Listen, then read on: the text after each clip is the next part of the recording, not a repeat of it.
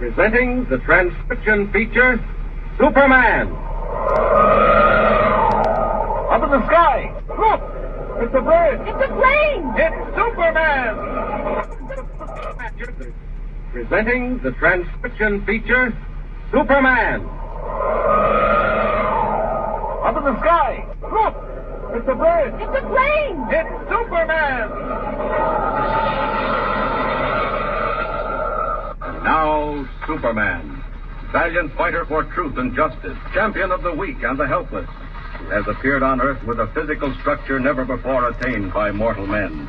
Superman, who is stronger than a locomotive, faster than a speeding bullet, and who walks about among human beings as mild Clark Kent, news reporter for the Daily Planet. When we last saw him, Kent was in the Southwest at lonely Bridger Field with young Jimmy Olsen, copy boy on the Planet, investigating the connection between the man known as Professor Hagen, animal trainer in Lubbock Circus, and a series of mysterious crashes among test planes of the privately owned National Air Service. Finding evidence of Hagen's plans in the caverns below the circus grounds, Superman had taken off in a last desperate attempt to save a brand new mystery plane, last word in aviation science, due to reach Bridger Field at midnight. As our story continues today, not much time is left. Moonlight shines down on the slopes of the Rockies and on the search party headed by young Jimmy and Ed Hamlin of the airport, making their way up the narrow trail by Muleback. And also on the tiny cabin in which Hagen makes his deadly machine ready. Listen. Ah, so it works well. Most instructive, eh, Carl? What is it, Professor? What exactly does it do? If the capable Pedro were here, he could show you to the Queen's stage. Why did you send him back to Del Rio? Back to Del Rio? By no means, Carl. Merely down the trail to operate the signal devices. You think there is someone coming? I'm quite sure of it. Thanks to that interfering newspaper man, Mr. Clark Kent. What will he do? I believe he sent out a party to scour the trails above Bridger Field by Muleback. Professor, if they do that, they'll find the cabin. Here? Rest easy, Carl. Much will happen before they reach here. Now, see? Watch what occurs when I focus the machine. I see nothing at all. Professor, Yes? what does the teleflame do? That is my secret, Carl.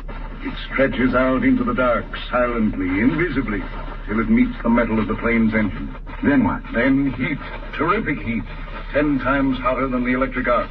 The metal is made white hot, then incandescent. Then it gives way and disappears in the form of gas. It is on, Carl, completely gone. That's why they found the no motors in the wrecks. Just so.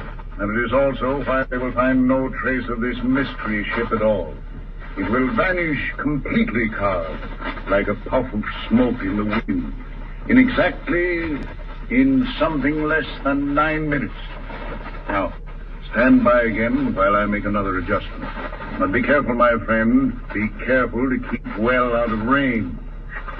Now.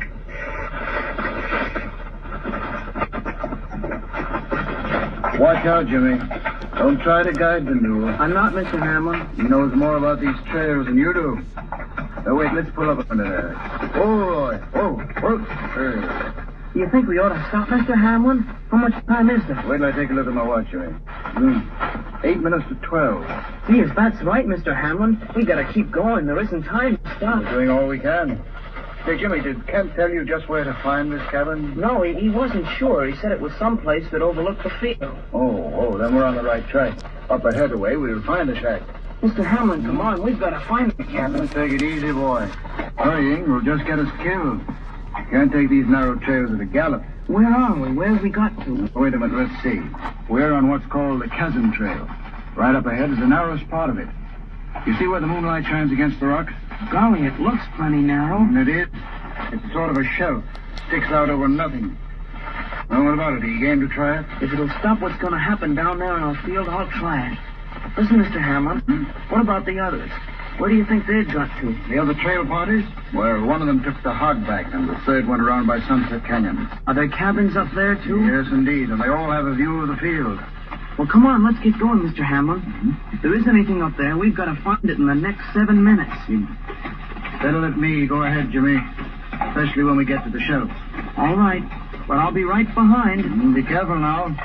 If your mule loses his footing, throw yourself against the rocks on the inside of the trail. Is he apt to do that? Well, no, but then you never can tell. It's a long way down. Now watch it, Jimmy. Here's the shelf. Just follow right straight along and don't look down. I couldn't anyway. It's too dark to see much, except where the moonlight is. Golly, it's narrow. All right. Come on, Jimmy. Don't stop. You want to get off this place. The cabin's just up ahead away. Mr. Hamlin, how far is it across the shelf? Oh, 400 or 500 yards. Oh, keep going. Mr. Hamlin, listen. Huh? What's that noise? What? A slide. There's a rock slide up on the mountain. Get going, Jimmy. From the sound, it might be coming right down here. But where are we going, Mr. Hamlin? Right on ahead. It's quicker than going back. No, we can't do it. Look, something just came down right on the trail. Boulders, big ones. Get back against the rock. Mr. Hamlin, it's coming straight for us. Get off that mule. Quick, Jimmy. Now, duck behind him. That's the way. That's it. Now, quick. Fall right against the rock. Hurry up, quick. It's coming.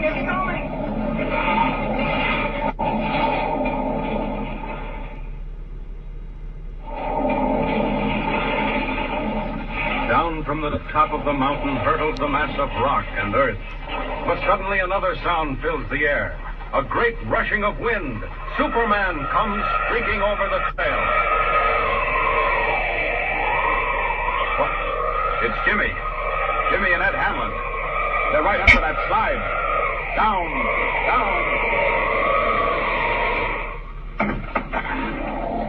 Here she comes. If I can divide that slide right here, it will jump the shelf and never touch them. Now! Here she is, right in the middle. Oh! It's working. It's dividing. They're going to be all right. Oh, going right over their heads.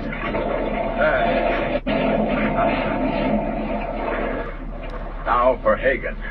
It's just time to stop him before midnight. Up, and away.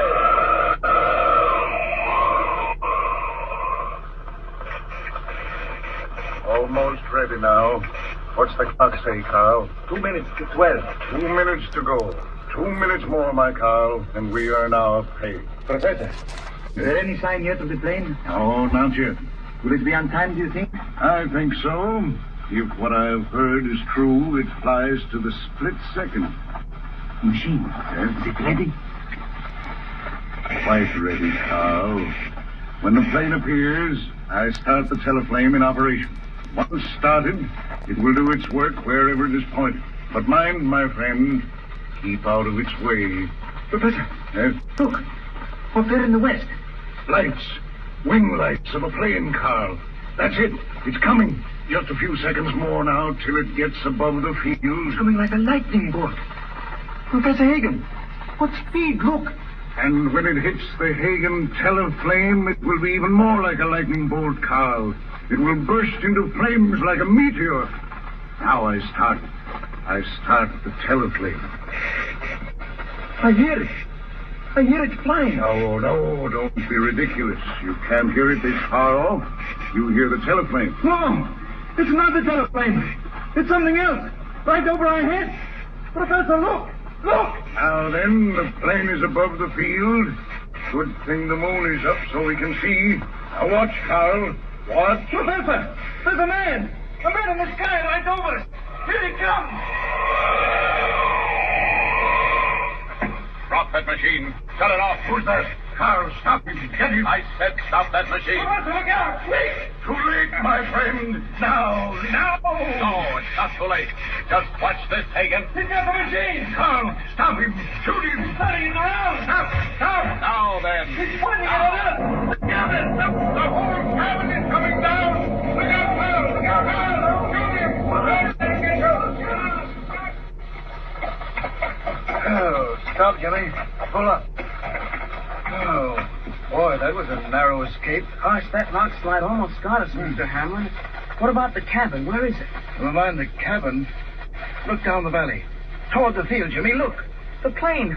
I see its lights. The plane. And look. She's circling for a landing. She's coming down. Mr. Hamlin, what if she goes up now?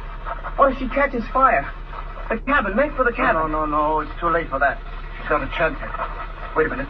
Look. Jimmy, look. Look, they're down. They've made it. They've landed and they're safe, Jimmy. They're safe. Hi there. Did I hear voices? Ken, Mr. Ken.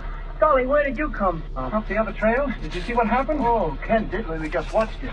The plane's safe and sound at Bridgeport Field. But the cabin, Mr. Kent. What about the cabin? Oh, the cabin. It's right up ahead. I've just come from there. You have? Well, what about Professor Hagen? Was he there? Did he have a machine? Oh, yes. Yes, he was there, all right. And he had his machine. All right. Then what happened? Hamlin, I don't know. Something must have gone wrong. Instead of hitting the plane, Hagen's machine hit Hagen and then destroyed the cabin. Whatever it was, it's gone now. Hagen and his machine are finished forever. Ken, are you sure of that? Absolutely positive. It's a promise. Now, what do you say we get back down there and see what this mystery ship looks like, eh? Jimmy and I have a swell story to file for our paper back east. Oh, boy, I'll say we have. Let's go, Mr. Kent. Just in the nick of time, Superman saves the day. The mystery plane, last word in man's conquest of the air, rests safely at Bridger Field. And Clark Kent scores a tremendous scoop. But there's another assignment on the way. Even as he speeds eastward again with Jimmy, a strange and unbelievable mystery takes form ahead of him. Tune in next time and follow the story of Superman. Up in the sky. Look! It's the bird. It's a plane! It's Superman! Superman is a copyrighted feature appearing in Action Comics magazine.